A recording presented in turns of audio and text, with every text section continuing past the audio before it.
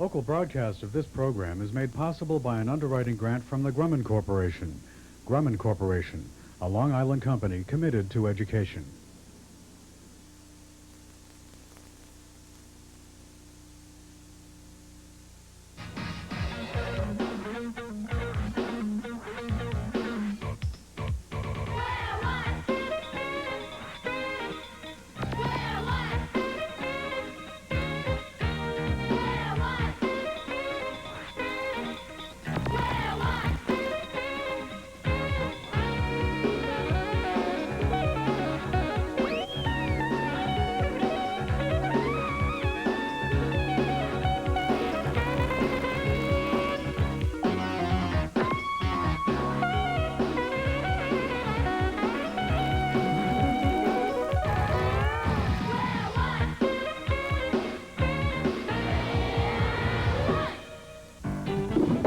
Which is the left side of the pie?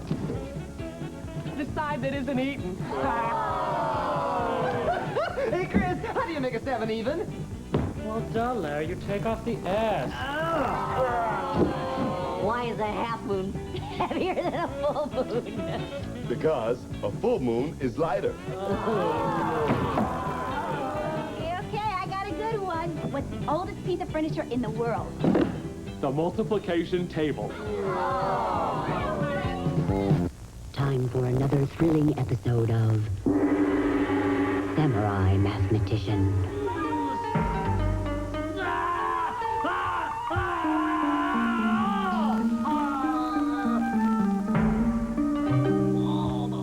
Hello, math fans. Dan Carlode here once again with yet another question for Samurai Mathematician. No! Well, Sam, Yo? Miss Loretta Willful of Lumpfish, Minnesota writes, Dear Samurai Mathematician, I know that half a loaf is better than none. I assume the same applies to boards. Boards, Sam, boards. Oh, sorry. Yes, of course. Mrs. Willful continues, what I want to know is this.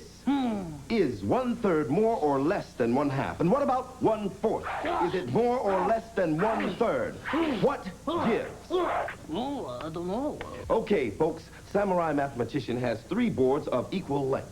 1, 2, 3. 1, 2, 3. He shall take one of the boards and attempt to chop it into halves. Oh, here we go. Oh, very careful here. There! Samurai Mathematician has chopped the boards into half. Boy! And now, Samurai Mathematician places yet another board onto the Watanabe table. He shall attempt to chop this one into thirds. Oh, into thirds. Here we go.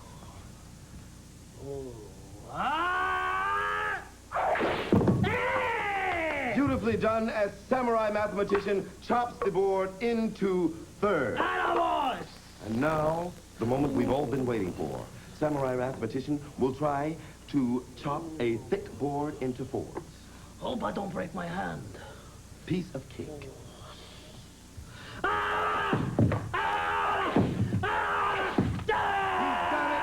And you've seen it here. Samurai Mathematician has chopped the last board into fourths. Listen good. Tempura green tea ice cream. Observe. 1/3 1/3 is less than 1/2. Sukiyaki California roll. 1/4 is less than 1/3. Osaka to me. As a matter of fact, Sushi mushi I love rupee. when you divide an object into equal sized pieces, the more pieces you have, the smaller the pieces will be. the smaller the pieces will be. That's all, folks. This is forever true. So, in other words, Samurai Mathematician, 1/6 of something is smaller than 1/5 of the same thing. 1/5 is smaller than 1/4, 1/4 is smaller than 1/3, and 1/3 is smaller than 1/2. That's absolutely right, Dan.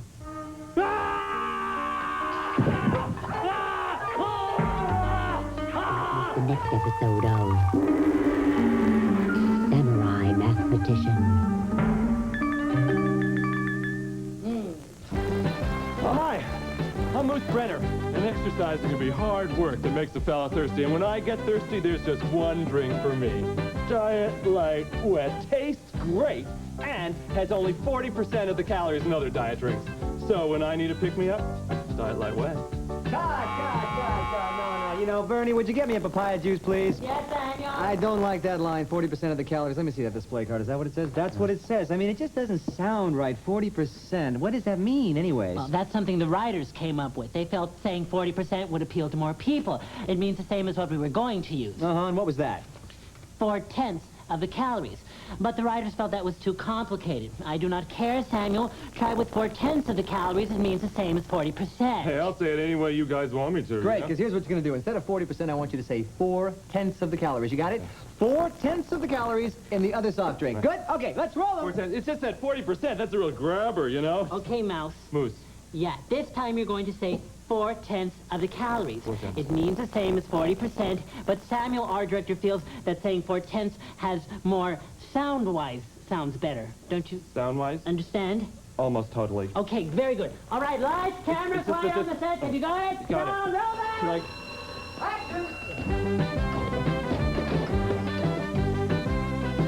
oh, hi. I'm Moose Brenner, and exercise is going to be hard work that makes a fella thirsty. When I get thirsty, there's just one drink for me.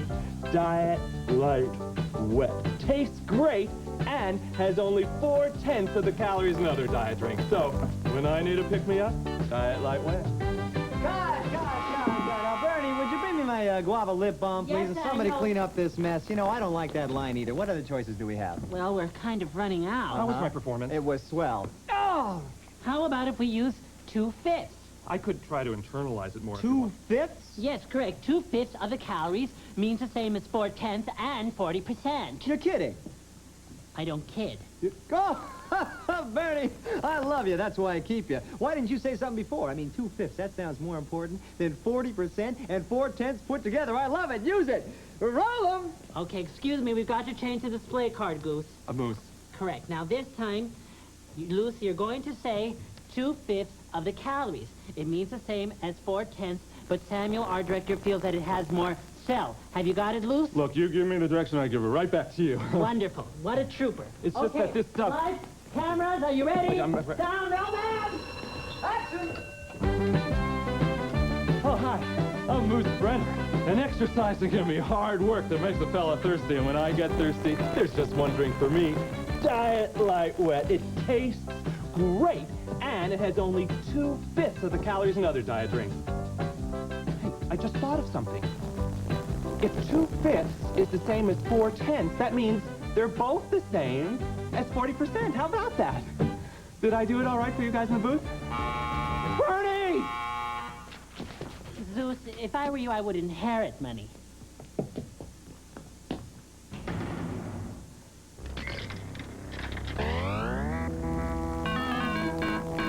Mathman, your mission is to eat only fractions equal to 1/3.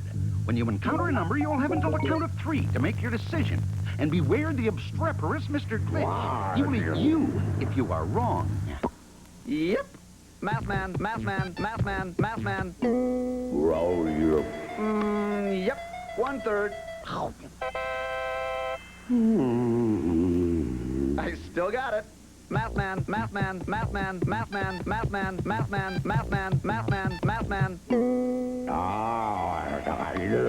That's 1/3. Where is no? Right again. Mathman. 1/3. Mathman. Out enough. Use your head. Nope. Oh, no. Mathman.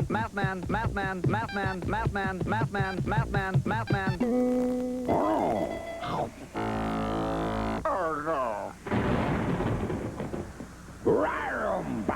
Mathman.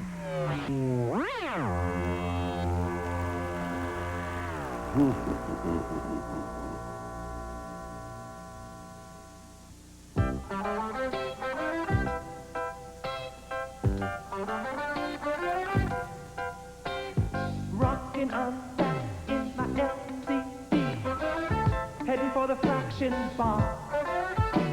Lowest common denominator, Putting some zip in my radiator. my numerator's up,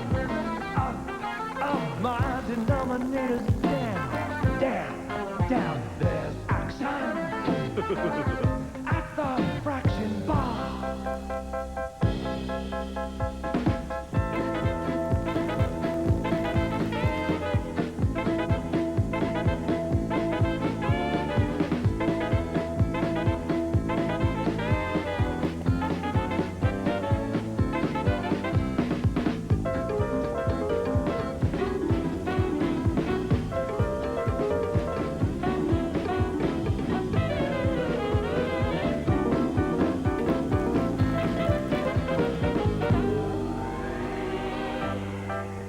There's three kinds of action at the fraction bar.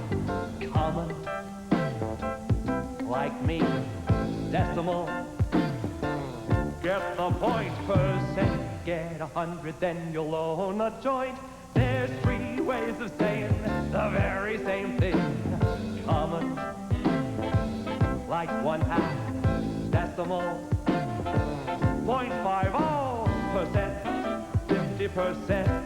How heavy can you go? Go, go, go, go. Yeah, I'm rocking on down in my LCD, heading for the fraction bar. Lowest common denominator.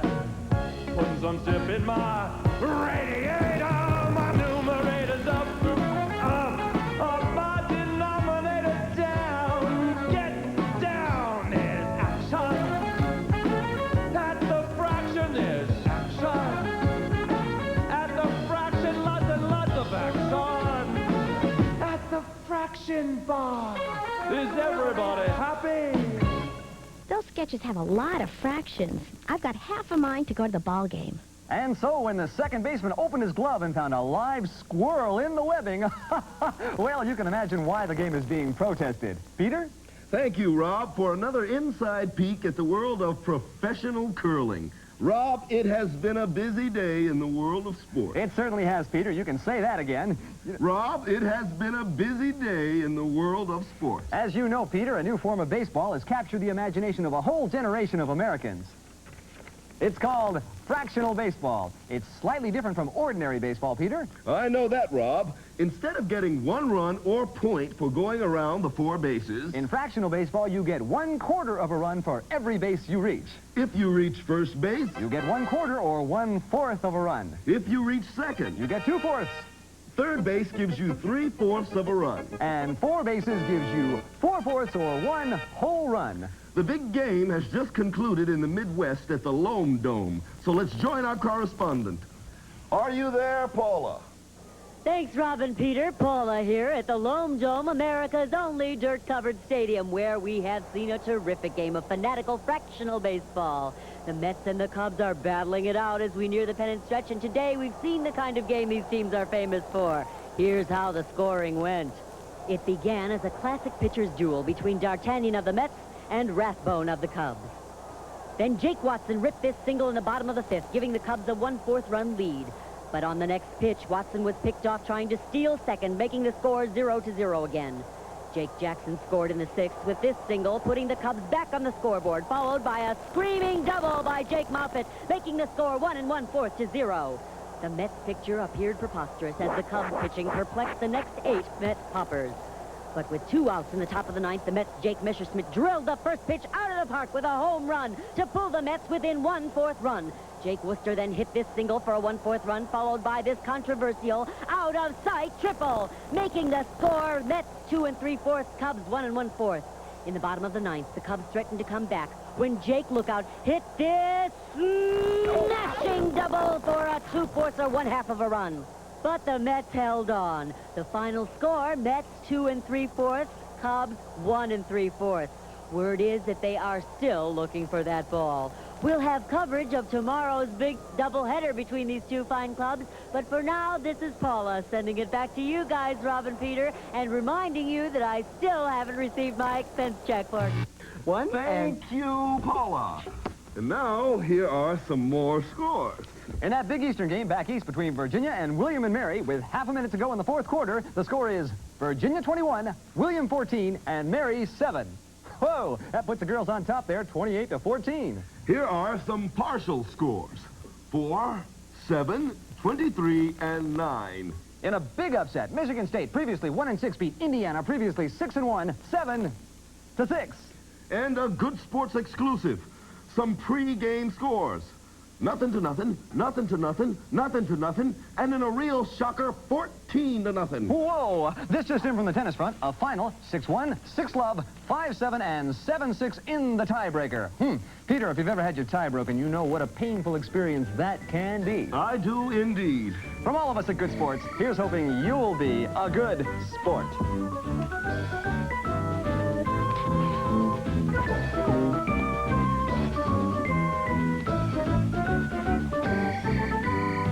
You've already seen this much of the show. Now, you're going to see this much. Oops is brought to you by Erasers. Don't make a mistake without one.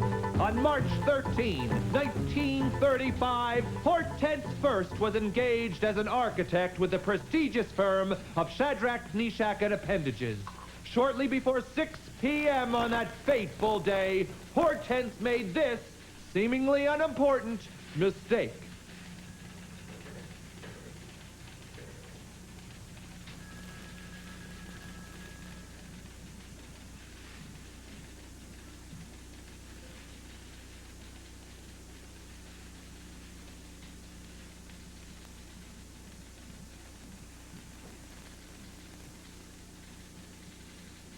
Because of that tiny mistake, just look what happened.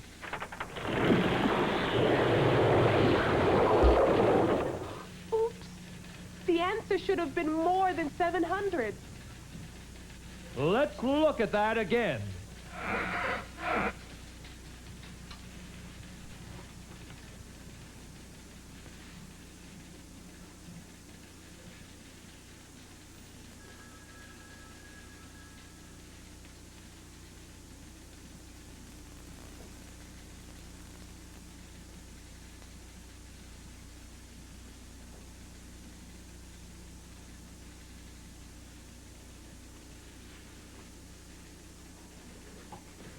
If I had done it right the first time, maybe this wouldn't have happened.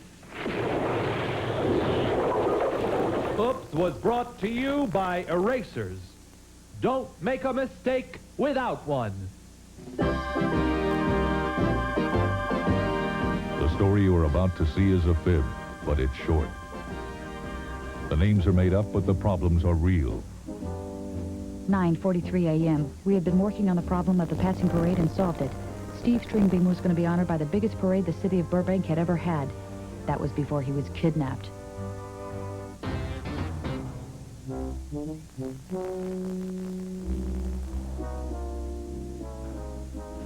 Now we had new problems to solve. Who stole Stringbean? Why did they steal Stringbean? Where did they put Stringbean? My partner is George Franklin. The boss is Thad Green. My name is Monday. I'm a mathematician.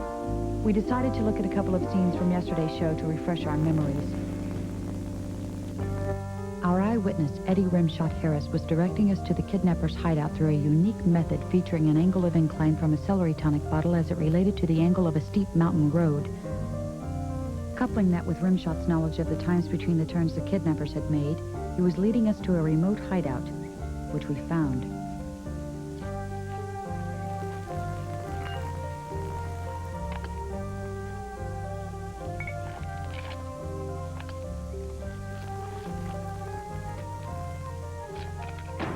Mathematicians, freeze! They're gone. They're here, man.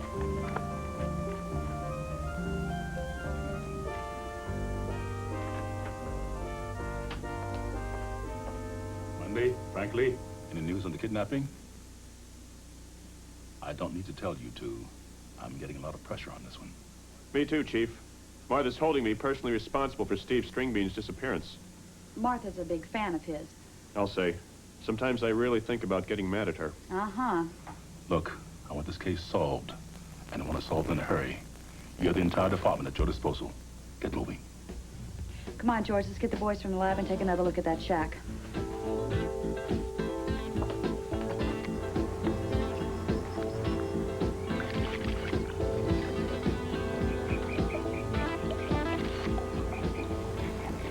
tire tracks are awfully narrow. Could be from a motorcycle. There are 2 sets of tracks, George. It could have been 2 motorcycles in close formation, Kate. You know, like airplanes. Uh-huh. Check inside again, George, and see if we missed anything. I'll check around out here. In problem solving, it is important to know everything you can about the problem to be solved. Kate, I may have something here. You do have something there, George. I mean, it may help solve the mystery. What is it? It's music paper. Music paper? You know, the paper people write music on. It even has a title, 75 Trombones. Boy, whoever wrote this came really close to a big hit. Let's take this information back to headquarters and go over all of it. Sam, Steve, when you're ready, let's roll. Can you read music, Rimshot? Yeah, man. And this doesn't look like anything Steve would have written. Listen. 75 trombones is what you have. If you march down the field, you can blow them. I mean, come on, man. Steve doesn't, like, write marches. Bag it, man. It doesn't swing. You're right, Rimshot. It's not string bean style. I kind of liked it, though, you know? I mean, it scans. I got the information back from the lab, George. On the tires? Uh-huh. They're 440, 450, 21s. What's that mean? I'll show you. It means the width of the tread is 4.4 to 4.5 inches. The 21 means the diameter of the wheel rim is 21 inches. Very strange. What's very strange? They haven't made many tires like that since the 1920s and 30s. They're for very old cars. They had cars in the 1920s and 30s? I thought they had horses. Those cars would be antiques by now. Exactly, and there aren't too many of them. Ask Debbie to run a computer check with the Antique Car Club and get a list of those cars in the greater Los Angeles area. Right. You know what's weird? Like about this kidnapping, man? What? Nobody's called asking for ransom. Don't they always call and ask for money or jewels or something? Usually. Unless they've already... Mathnet Monday. What? It's the kidnappers. What? Hello? You say you have Steve Stringbean. Of course we want him returned. How much? You want $104,020 and you'll return him? How do I know you've got him? When? Where? Hello? He hung up. They've got Stringbean. And they want $104,020 to give him back. That's strange, too. Why not more? Or less. Why a specific amount like $104,020? Surprise, Kate. There are 1,537 antique cars registered in the greater Los Angeles area. How'd you find that out so fast? Debbie did it by using her computer. She searched the database of the Department of Motor Vehicles. Those are the guys you have to register your car with. Right. What's a database? In this case, it's like an electronic book that has all kinds of information about cars. Debbie searched it and asked it to give her information about antique cars only. And the computer gave her just the stuff she asked for. Uh-huh. If you had to do the search by hand, it could take days. While you were gone, George, we had a call about Stringbean. Martha? The kidnappers. Mathnet Monday. Oh, it's you again. No, that's all right. I understand it happens all the time. How do I know you have Stringbean? Uh-huh. Put him on the phone. It's him again. Said he had to get more change. George, record this. Rimshot, get on the other phone.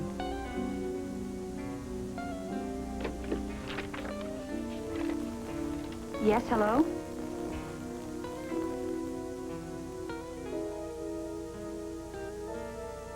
Is this really you, Steve? All right. Hello? Yes, where do you want the money delivered? You'll call back when and where? Uh-huh. What? You have a nice day, too. Well? That was Steve, all right. But why was he singing? Why was he singing off key? I recorded it, Kate. Listen. Please do what these people say. Again.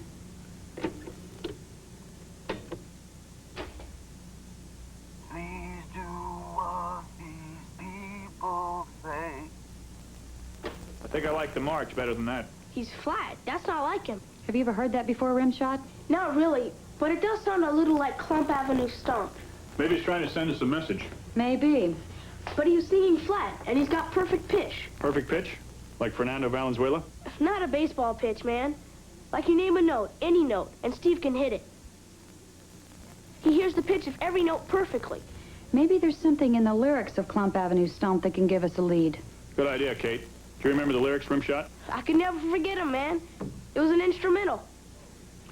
Oh, just music, no words. Uh-huh. There must be some reason why he was singing Clump Avenue Stomp. Maybe he's just trying to keep his chops up. You know, man, like he was practicing.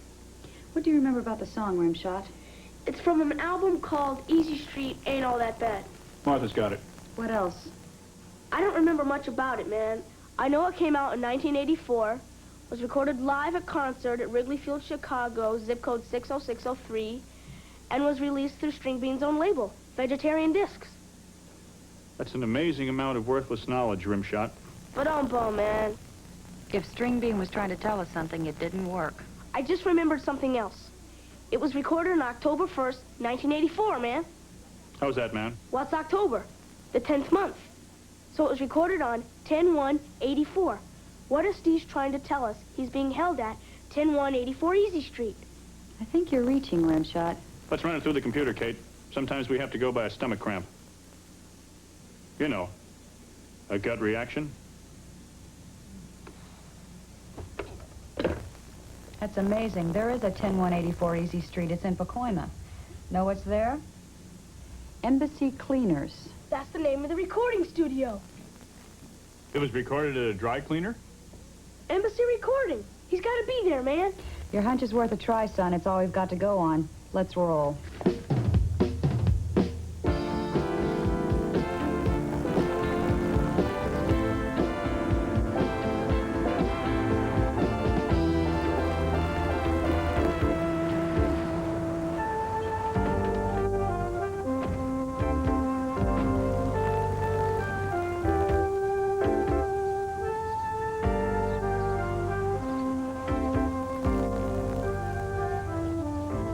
Excuse me, sir. We're looking for an Embassy Cleaners. Uh-huh. Know where we might find it? It was right here. Burnt down 3 days ago.